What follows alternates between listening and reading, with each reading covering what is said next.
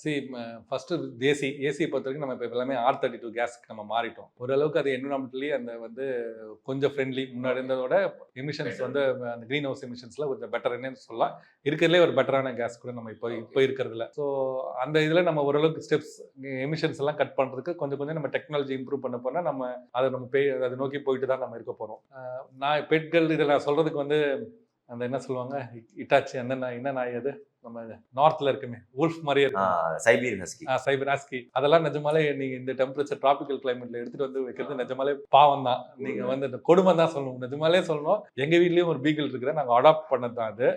அது நீங்க வாயை திறந்து கேட்டுரும் ஏசி போட்டுரு அப்படின்ட்டு.